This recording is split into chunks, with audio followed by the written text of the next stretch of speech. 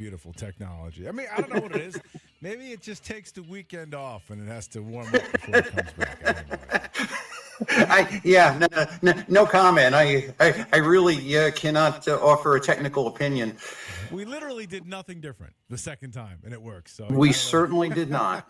All we right, certainly so listen, did not. we got to jump into it because we're going to run out of time. So I know Sure. You got a beef with Mike Gallagher. You want to start there? Well, yeah, and I want to say, first of all, good morning, and second, this is the opinion of Tony D'Angelo. It's not the opinion of Lee Elci, not the opinion of 94.9. And this may sound, shall I say, a little bit trite and a little bit petty, but we're all familiar with the Cracker Barrel saga with the logo and the CEO who is of a woke persuasion, Julie Feist-Massino, changing the brand logo. And then the president came out late last week and said, go back to the old logo. This is silly. Actually, I think it was the week before. Mike Gallagher came on and pretty much said, life is wonderful. This is good. Everything is okay.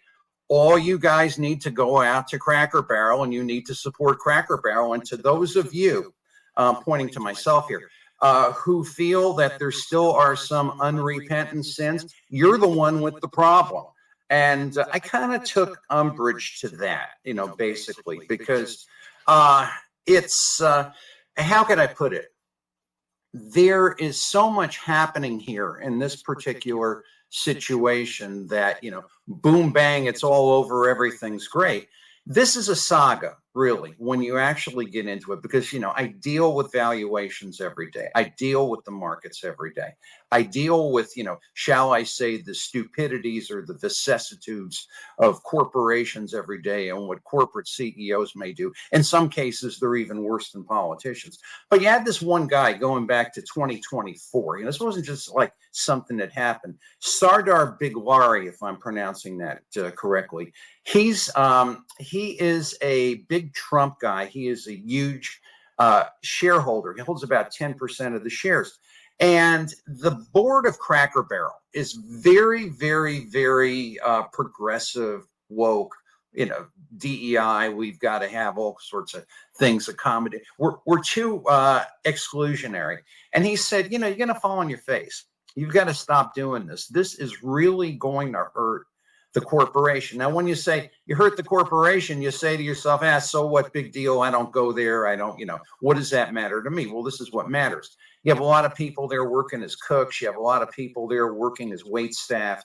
You have a lot of people who deliver things and things like that. So whenever some stupid decision is made, like Bud Light is a perfect example of that, they haven't recovered. They haven't recovered from their stupidity. They're down 23% from where they were. He said, you can't do it. And pretty much the board and the CEO said, well, screw you. You don't know what you're talking about. We know the debacle. We know the debacle of what happened. And there's some rumors that, it's the, shall we say, the woke major shareholders and investors, BlackRock, Vanguard, did they want this for themselves? Or other stuff you hear is there stock manipulation? Now, there are people on Twitter who are like, it's stock manipulation. They did this deliberately. Look, you can't get there just yet. And these are people with like 300,000 followers. So it's like, you can't be that irresponsible to say that yet without proof. But basically, when you come to August 19th, the rebrand, a disaster, and then Donald Trump says, hey, let's just stop the stupidity. And the Mike Gallaghers of the world say, hey, life is wonderful. Going on. Hey, no. You don't fix this thing. And this is the thing that really bothers me about this. People try to fix things by papering over them. You don't just fix this thing by saying Donald Trump said you got to get rid of it. Thank God he did. He stopped the foolishness. But there is so much wreckage and so much damage, and nothing has changed. The CEO is still there. The board is still there. I mean, it's like, what else will they try? What other games are going on? So I get very angry when quote unquote, media people or politicians say, oh, it's wonderful, it's fixed, and you're the problem. No, Lee Elci, I may have problems. I may be a problem, but I'm not a problem here. Your Right. ball. No, yeah. I mean, what's funny about this is if you had quizzed me on what Cracker Barrel was prior to this whole fiasco, I wouldn't even have known what it was. I mean, I assumed it was kind of what it Chain was. restaurant. What's that? Chain restaurant. Yeah, I wasn't even sure about that. So now it's almost like this faux pas was manipulatedly done, on purpose, just to get the name out there, to get everybody understanding what Cracker Barrel was all about. I'm not saying that's the case, but I didn't know what it was. So whatever they did as far as promotion, it seems like it may have worked for them. So, but I don't think it was a stock maneuverment like that, and I think you're right on all the other accounts as well. So, I mean, No, and that's just it. If you're going to fix a problem, you have to fix an entire problem. You can't paper over things, and that's where you get into problems. Now, did they change anything inside Cracker Barrel, or is it the same? I mean, I don't know. have no idea. I know they had intended to because they felt that the surroundings were, shall we say, not inclusive of all persuasions. Okay. All right. Well, Tony D'Angelo is with us, and as always on these great Tuesdays, he has a whole bunch of things he wants to talk about. So, by the way, just in case you missed the beginning of this, you can find him on the YouTube every Thursday. He releases 30 with Tony. It's a brilliant segment. For sure, it's a must-watch. Of course, on X, Tony D'Angelo 7, it's a must-follow as well. All right, you want to talk more about here in the state of Connecticut, where there's all kinds of things going off the rails as far as these nonprofits, et cetera. What's going on? What's the latest? Well, yeah, and first of all, one of our dear lady listeners corralled me over the weekend saying, you've got to talk about just the egregious amount of debt. And this is the whole thing with debt, personal debt.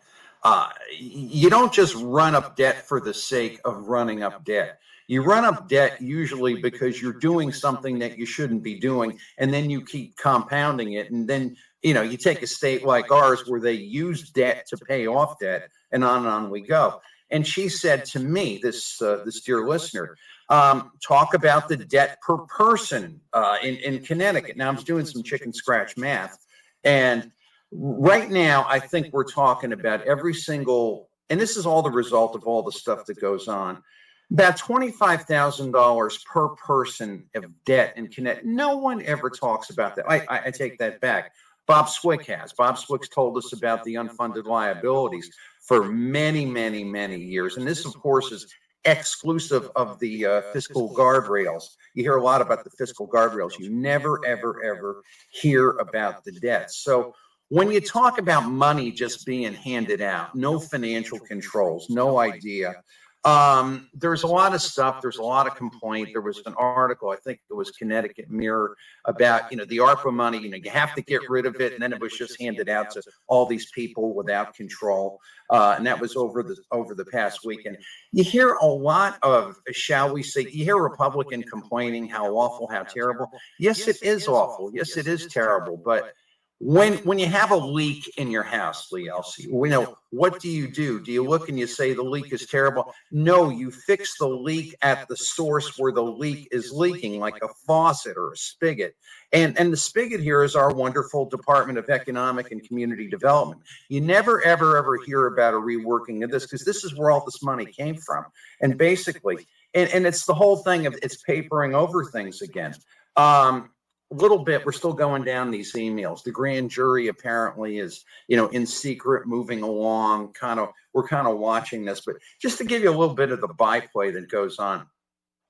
$2.1 million allocation, June 12, 2023. There's a conversation between Elizabeth Shapiro at the Department of Economic Community Development and Sheila Hummel. And we're going to hand the CT Next $2.1 million. And what we're going to do with this $2.1 million, I mean, this is all like on the back of a paper bag. We're going to provide loans and grants for the Upper Albany Merchant Association. There's so many associations, you can't keep track of them. And this is in excess, and it's supposed to be for small business loans, in excess of the boost loans. These are the loans that they couldn't keep track of. And then we're going to hand out 3 grants, 70,000 to Connecticut Main Street, 145,000 to Upper Albany Main Street, and the infamous $350,000 to Sheba. And this is the whole thing. You know, it's when this stuff goes out, there's no track on it. It's just, you know, hey, there's money. We just got to hand it out. And when you talk about that $25,000 per person debt, how do you think you get to $25,000 per people? Just handing out money doesn't make any difference, right? But what really got me, and I'll probably just get to touch on this as we go. It's not something that I usually focus on, but I became fascinated over the weekend with the presentation of the outgoing commissioner of the Connecticut Department of Children and Families. Her name is Jody Hill Lilly, Lilly. And it's this whole thing of let's paper over things, let's make failure into success, going back to Cracker Barrel. She's been there. She's leaving. She's been there for 37 years. Her annual salary is probably north of $250,000. And she makes a statement as she goes. And the statement pretty much says, oh, yeah, we have an epidemic amount of kids being sex trafficked. I mean, if I was making minimum wage and if that were my organization, I would be horrified. But she's been there 37 years in all kinds of capacities, just saying we have a problem. Where does she go? She goes to the Doris Duke Charitable Foundation, which if you can look up the Doris Duke Charitable Foundation, heavily into, gender affirming care, transgenderism, and all kinds of things like that. So you go from one thing to another. But when you actually look at this stuff, people are praising her for a fine job. And I'm not saying she did everything herself, but, I operate on that Ross Perot School of Management, being, an offender. If you're not a part of the solution, you're a part of the problem. And the question is, what is the problem? There was an audit report, June 2025, and this is the whole thing. We have good to great audits in the state. They go absolutely nowhere. And it's almost like, don't read the stupid newspaper. Don't look at the TV broadcast. Read the audit and you'll find out what's really happening. And even some of that is sanitized. And even then the auditors miss some things. But here they really didn't miss much. $250,000 a year, 37 years. I could just go on and on and on. Documentation lapses all over the place. They struggled on just about everything. There were 6 kids, basically, that were sample kids. This was just part of the sample. Of these 6 kids, I believe they were female. 341 missing episodes over 3 years. Now, that translates to 19 times the kid goes missing per year. And it's amazing. There is something called the National Center of Missing and Exploited Children, where if a kid goes missing, you're supposed to let them know, right? We're supposed to protect children. Of all the kids that were missing, the audit said 33% of kids were notified to be missing. And 61% were late. There aren't even procedures as to when you start to get a child poster up or that sort of thing. I've got like 50 things here. It's unbelievable. I think we might have to do this on a video show. Didn't track guardian ad litem notifications. They don't have procedures to address children who are AWOL. They don't have procedures to determine every child's experience, including for sex trafficking, with 94% of reviewed episodes lacking documentation, impact victim identification, 3638 of the audit. The placement of star homes, temporary homes.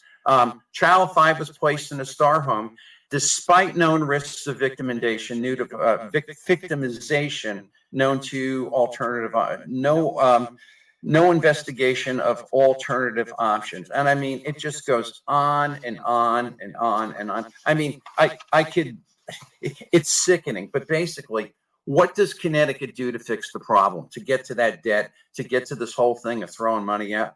oh, we're going to have a new computer system and we're going to fix things and things are wonderful. Notice that Jody Hillelly is now leaving, so she's not there to be criticized. I mean, this is the kind of thing that just keeps, where I think what galls me as a business owner, as a citizen, as a person in the state is I don't know how you fix Connecticut until you just absolutely splinter the administrative state. If something like this happens, and this is happening to kids. This isn't, the DECD screwing up and handing out money indiscriminately. I mean, what's the point of anything? You want to run for office? I mean, fix that mess. It's terrible. So I'm glad you brought that up, Tony. Unfortunately, we're running out of time. This is a whole show in itself. But I was curious because I brought this up when this announcement was made, and you dug a little bit deeper. But where was she during the 30-something year career? That's what I'd like to know. How come I wasn't getting monthly updates as far as this stuff was going on? All of a sudden, as she's walking out the door, she tells me there's a huge problem with kids being trafficked in the state of Connecticut. Shame on you. I couldn't agree with you more on all accounts on this. And I bet you if you dig deep into this, you're going to find out she did very, very, very little to combat any of that stuff. Well, and that's just it. Support the system. And this is the biggest administrative failure walkaway since Peter Uberoth left baseball and tapped Bart Giamatti on the shoulder and said, hey, Bart, we got a problem with Pete Rose. See you. See you later. Thanks. Tony, great job as always. Follow him on the X, Tony D'Angelo 7. What do you got on Thursday? What's the plan? More bureaucratic screw-ups. It's this could keep us going to the end of the year, probably end of the next century. All right, make sure you find him on the Twitter, of course, on X, on the YouTube, and of course he'll be on with Patriot TV and me a little bit later on in the 1 o'clock hour. Tony, thank you, pal. I got to run. Thanks, everybody. All right, buddy. All right, we'll come back. Flax next. Stick around.